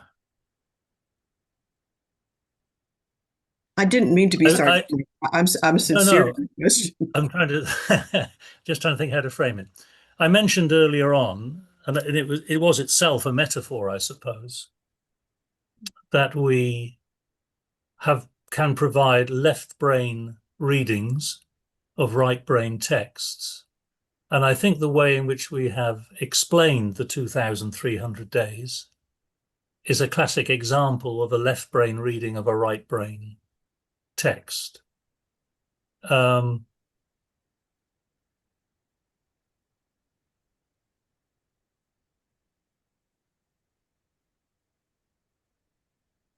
One of the wonders about the 2,300 days is that it's considered to be so significant for Adventist theology. It's Adventism's unique contribution to Christian theology, which explains why every 25 to 30 years we have a humdinger of a theological controversy surrounding the 2,300 days and sanctuary. And in between those humdingers of controversies, you never hear it mentioned. So